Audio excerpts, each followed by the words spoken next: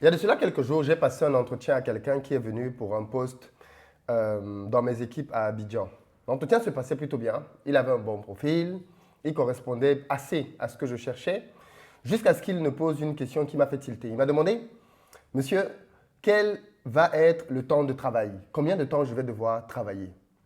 Et là, ça m'a fait tilter parce que je me suis demandé, oulala, pourquoi cette question? C'est une question qui est plutôt inhabituelle. Peut-être que pour vous, ça vous semble habituel, mais moi, de toute ma carrière, je n'ai jamais posé cette question à un employeur.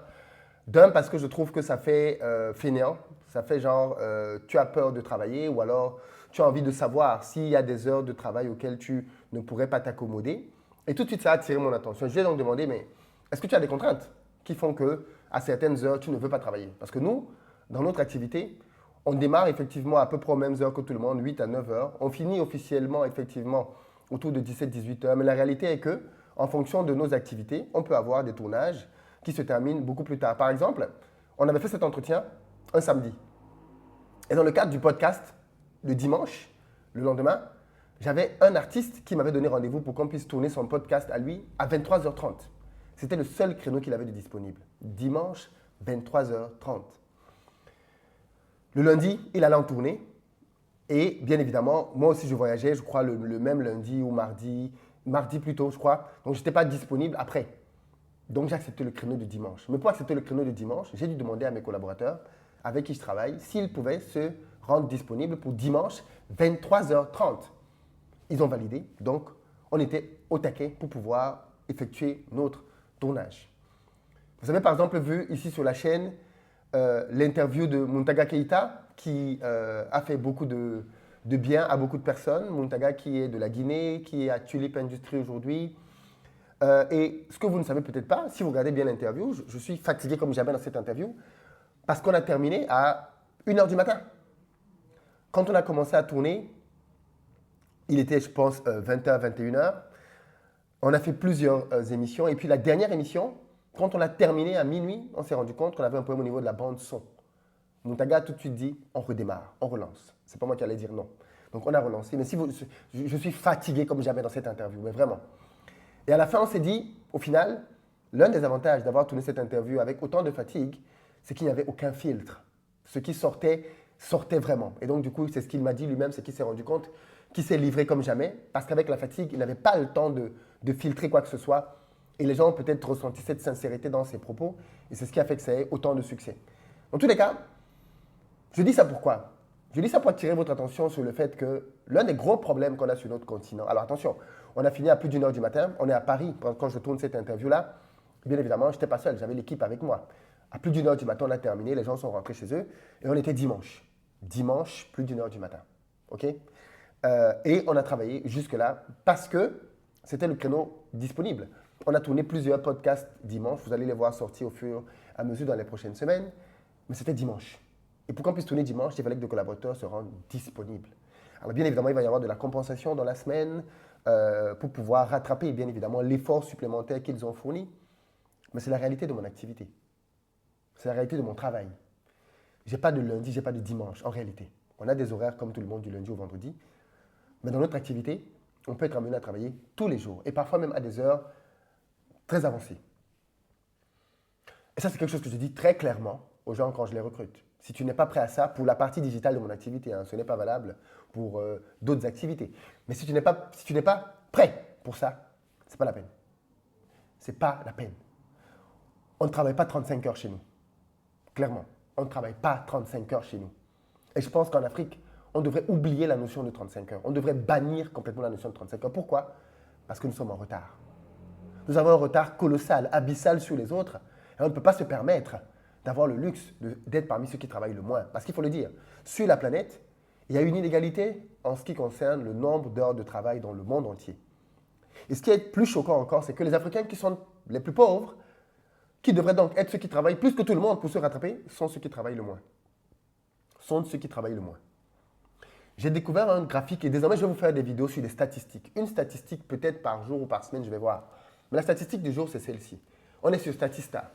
Dans quel pays travaille-t-on le plus dans le monde? Dans quel pays travaille-t-on le plus dans le monde? D'après vous, ce sont les pays africains?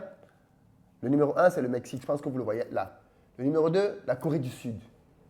On est avec la liste des pays de l'OCDE. l'OCDE. OK? Numéro 3, la Russie. Alors, ces pays-là sont des pays dans lesquels on travaille plus de 60 heures par semaine. On est loin des 35 heures françaises. 60 heures par semaine. OK? Dans ces pays-là. Le Mexique, la Corée du Sud, la Russie, plus de 60 heures par semaine, les amis.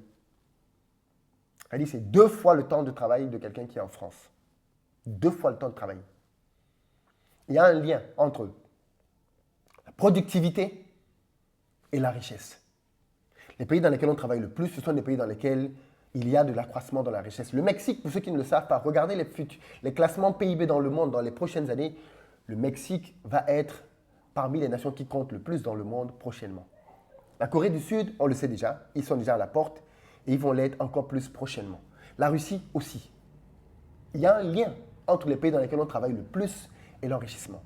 La Chine n'est pas comptée dans ce classement, hein, sinon on sait qu'ils allaient être au top. L'Inde n'est pas dans ce classement, ce sont les pays de l'OCDE, sinon l'Inde allait être au top. Dans ces pays-là, il y a une valeur travail très très forte. D'où me vient cette idée de vidéo? Elle me vient d'une vidéo que j'ai regardée dans laquelle quelqu'un parlait des heures de travail en Asie. Les Asiatiques travaillent énormément. Énormément. Alors je sais qu'on va dire oui, il y a beaucoup de suicides au Japon, c'est vrai. C'est vrai, et ça c'est peut-être une extrême. Mais je ne sais pas si c'est le nombre d'heures de travail qui cause le suicide ou alors plutôt la culture de la réussite dans ces pays-là. Qui fait que si tu ne réussis pas, tu te sens tellement mal que tu te sens comme quelqu'un qui ne vaut rien, qui n'apporte rien à la société et tu as juste envie d'en finir avec toi. Les Africains ne se suicident pas, il n'y a pas ça chez nous. Les Africains tiennent trop à la vie pour se suicider. Il y a très peu de suicides chez nous, vraiment très peu. Il y en a, hein, je ne dis pas qu'il n'y en a pas, mais c'est vraiment un phénomène marginal. Nous tenons beaucoup à la vie à cause peut-être de notre spiritualité, mais on se suicide très peu, très très peu en Afrique. Par contre, les Africains ont un gros problème de retard. On travaille très peu. Quand tu regardes ce classement-là, les États-Unis sont 6e, 5e dans le classement. Non, 6e, 1, 2, 3, 4, 5, 6. Les États-Unis sont 6e. La France est 40e dans ce classement. Elle est loin en bas. Elle est loin. 1, 2, 3, 4, 5, 6, 7, 8, 9, 10, peut-être 12 ou 13e la France. OK? L'Allemagne est encore plus bas que la France en termes de nombre d'heures travaillées. Et on ne s'en rend pas compte maintenant. Parce que les gens vont dire oui, non, le bonheur, le ceci, ce que vous voulez. Oui, je vous comprends totalement. Mais si on veut se rattraper technologiquement, si on veut se rattraper en termes d'infrastructure, si on veut se rattraper à tous les niveaux, on doit travailler plus que les autres. Et ça se traduit dans ce genre de choses. Le problème, c'est que chez nous, malheureusement, on est trop dans la distraction. Les Africains veulent beaucoup trop se distraire. Le vendredi, c'est un jour quasiment sans travail. Vendredi, midi, les gens ont quitté le bureau. Midi, ils ont quitté le bureau sans aucun problème. Même dans la fonction publique, parfois dans certains ministères, le vendredi après-midi, personne ne te reçoit. Ils sont partis déjà. Ils sont allés au bar, sont allés coller les petites, sont allés à gauche, à droite. Ils sont partis. Il n'y a plus personne. Est-ce qu'on peut se développer avec un pays dans lequel les gens travaillent moins que les compétiteurs?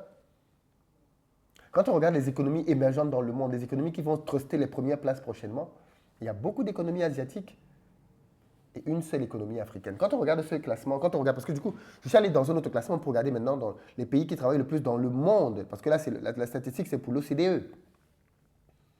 Et quand on va dans le monde entier, mais pareil, on se rend compte que le seul pays africain qui figure dans ces classements-là, c'est l'Afrique du Sud. Top 15 des pays où l'on fait le plus d'heures par semaine en moyenne. L'Afrique du Sud est dans ce classement et c'est le seul pays africain. Et qui est l'Afrique du Sud en Afrique? Deuxième puissance du continent. Le Nigeria est numéro 1 à cause de ses ressources. Hein. Parce que s'il n'y avait pas la ressource pétrole, gaz, ce serait l'Afrique du Sud. Mais en Afrique du Sud, on bosse. Et on bosse dur. Et ils sont dans le classement 6e. La Turquie est avant, la Colombie est avant, le Mexique est avant, le Costa Rica est avant, le Chili est avant. OK? Qu'est-ce que vous remarquez? Les pays d'Amérique latine, d'Amérique du Sud, trustent les premières places parmi les pays dans lesquels on travaille le plus dans le monde. Nous sommes où? Nous sommes où? Il faut revoir cette statistique. Il faut qu'on travaille beaucoup. Moi, je le dis très clairement. Il n'y a pas de 35 heures dans mes entreprises. Je n'ai aucun problème pour payer ce qu'il faut. Parce que ça aussi, il faut le dire. Tu ne peux pas demander aux gens de travailler énormément et ne pas compenser ça en termes de revenus. OK. Je n'ai pas de problème pour payer ce qu'il faut. toute façon, je pense que mes collaborateurs sont généralement payés au-dessus de la moyenne dans les secteurs dans lesquels on travaille. Mais en contrepartie, j'attends un mindset de travail. Ça ne veut pas dire qu'au final, il n'y a pas de compensation. Comme j'ai dit, quand tu travailles plus, je compense. J'ai aucun problème avec ça. Moi, je n'ai pas de problème avec les gens qui partent à 16 heures. Ça ne me dérange pas du tout. Je ne te paye pas pour les heures. Je te paye pour le rendement, pour la productivité, pour le mindset du travail. Quand on a ce mindset qui fait qu'on est prêt à bosser, à cravacher, à aller loin, on peut compétir, on peut atteindre des résultats, on peut faire des choses exceptionnelles. Mais si on n'est pas dans cet état d'esprit-là, d'aller chercher les meilleurs, d'aller se battre pour truster les premières places, on va accompagner les autres. Et moi, je ne veux pas accompagner les autres. Je ne veux pas accompagner les autres. Je veux qu'on soit excellent, qu'on soit performant et qu'on se batte au niveau international. Le problème, comme je le dis, c'est que tu vas rencontrer une mentalité de paresse sur le continent. Les gens veulent faire le moins possible et avoir le plus possible d'argent. On me dira, c'est la mentalité classique des salariés. Travailler le moins, gagner le plus. C'est la mentalité, mais en tout cas pas avec moi, pas chez moi. Je pense que cette mentalité-là ne nous mènera nulle part. Nulle part. Vraiment nulle part. Et je pense que celui qui travaille et qui travaille Dieu, travaille d'abord Dieu pour lui-même. Et j'aime souvent le rappeler. Tu ne peux pas vouloir devenir entrepreneur et penser que c'est quand tu bosseras à ton propre compte que tu apprendras à travailler dur. Non, c'est faux. Les entrepreneurs travaillent très dur. Mais les bons entrepreneurs qui travaillent très dur dans leur business travaillaient déjà très dur quand ils étaient salariés. Ils ont pris l'habitude de travailler dur. Et un jour, ils ont juste converti toute cette énergie au service de leur projet. Donc, ne pensez pas que vous allez un jour comme ça vous lever et devenir des personnes qui travaillent très dur. Non, c'est faux. La culture du travail dur, ça s'apprend, ça se cultive, ça se développe. Et quand vous parvenez à le faire, ça vous donne un avantage concurrentiel non négligeable, vraiment non négligeable. J'en appelle donc à plus de travail, à sortir de ce mindset. Moi, j'ai un ami qui est aux États-Unis, parce que pourquoi les États-Unis sont dans ce classement? Parce qu'on bosse dur aux États-Unis. Alors, il y a bien évidemment le 9-5, le 9h, 17h, oui, il y a ce classique-là. Mais quand tu vas dans les domaines d'excellence aux États-Unis, les gens travaillent comme des malades. Tu vas à la Silicon Valley, tu vas à Manhattan, les gens travaillent comme des malades. J'ai un ami qui travaille dans une grande banque d'affaires aux États-Unis. Il travaille du lundi au lundi. Je suis sérieux. Du lundi au lundi. Il travaille dans une banque d'affaires. Du lundi au lundi. Samedi, dimanche, il travaille. Tous les jours, il travaille. Et même à 23h, il travaille. À minuit, il travaille. À 1h du matin, il travaille. C'est un choix. Attention, tout le monde le sait, ok? Tout le monde sait que dans ces boîtes-là, on travaille comme ça. Donc, soit tu viens, tu sais que tu es peut-être travailler comme ça, soit tu ne viens pas. Mais tout le monde sait aussi que quand tu entres dans cette boîte-là, au bout de 6 mois, la moitié des personnes craquent. 1 an, 2 ans, quand tu fais 3, 4 ans dans ces boîtes-là, et que tu sors de là, sur le marché, tu as une valeur très élevée. Très, très élevée. Pourquoi? Parce que les gens reconnaissent que si tu as pu rester dans ces boîtes pendant 3, 4 ans, alors tu es une vraie bête de travail. Tu es quelqu'un qui délivre, qui est très, très, très efficace, très efficient, très smart, qui pense vite, qui réfléchit vite, qui raisonne vite, qui donne rapidement des solutions. Et ça, c'est ce que le marché veut pour les niveaux de top performers. Mais nous, quand tu viens étudier à quelqu'un, non, il faut travailler comme si commence à dire non, mon contrat dit que, Joe, c'est pas avec cette mentalité qu'on va développer nos pays. Très clairement. Très, très clairement. On doit travailler et travailler plus que les autres si on veut se rattraper. Alors, pas travailler fort, travailler intelligemment surtout. Mais le travail intelligent ne suffit pas parfois. Même quand tu as de l'intelligence dans le travail, il faut délivrer. Et pour délivrer, tu dois y passer des heures. Et on doit changer la mentalité qui consiste à vouloir faire le moins possible pour avoir le maximum de résultats. Ce n'est juste pas compatible avec des pays pauvres, très endettés et qui veulent émerger. Si on veut rester derrière comme les fesses, pas de problème. C'est une expression. Hein. Ben à ce moment-là, ok, on fait comme le... On reste derrière, voilà. On s'accommode de 35 heures. Et puis voilà. Si on comprend qu'on est en retard, qu'on a un continent à bâtir, qu'on a des pays à construire, on ne peut pas faire 35 heures, on ne peut pas faire 40 heures. On doit faire plus. À tous les niveaux, dans toutes les strates, on doit travailler plus. Je vous rappelle qu'en Corée du Sud, qui est aujourd'hui numéro 1, la Corée du Sud, il y a pas de matières premières en Corée du Sud. Parce que les gens disent, oui, ils ont été aidés, patati patata. Les pays africains aussi ont eu des aides. Beaucoup de pays ont été aidés. Peut-être pas au niveau de la Corée, je suis d'accord. Mais si les Coréens n'avaient pas une discipline de travail, peu importe les aides qu'ils auraient reçues, ils ne les auraient pas transformées pour devenir la nation qu'ils sont aujourd'hui. En Corée du Sud, les enfants à l'école primaire vont de 8 heures à 22 heures. 8 heures, 22 heures étudient. 8 heures, 22 heures, depuis la tendre enfance. J'ai eu un maître qui est venu à la maison pour mes enfants. Il me dit oui, non, quand les enfants ont fini d'étudier, 1 heure, ils doivent se reposer. Il a dit pardon, d'où tu tiens ça? Après 1 heure, ils doivent se reposer. On peut pas. Non, non, il me disait plutôt, on peut pas faire des cours on peut pas faire des cours aux enfants tous les jours. Je dis mais pourquoi? Ils vont bien à l'école tous les jours. Ils finissent à 15 heures. Pourquoi ne pas leur faire des cours tous les jours? Si tu manques de notions, il y a des notions que tu peux approfondir, des notions qu'ils n'ont peut-être pas bien comprises. Des calculs, il y a toujours des moyens de les entraîner, toujours des exercices différents, toujours, toujours. Et si tu vois qu'ils ont fait le tour, tu passes aux notions suivantes, supérieures de la classe de-dessus. Aujourd'hui, les Coréens sont parmi les plus forts. Leur système éducatif est reconnu parmi l'homme tout meilleur au monde. Il y a même une année là où ils ont été nommés meilleur système éducatif au monde. À un moment donné, il faut qu'on choisisse qu'est-ce qu'on veut. Qu'est-ce qu'on veut bâtir, qu'est-ce qu'on veut construire comme pays, comme économie, qu'est-ce qu'on veut. Si on veut aller vers l'émergence et vers le développement, les amis, on va devoir retrousser les manches et travailler dur. C'était ça le point de cette vidéo. Les pays africains sont loin d'être parmi les pays qui travaillent le plus, parce qu'au lieu de travailler dur, on mange, on boit, on danse, on chante, on colle les petites. Et ça, c'est la voie vers le sous-développement, les amis.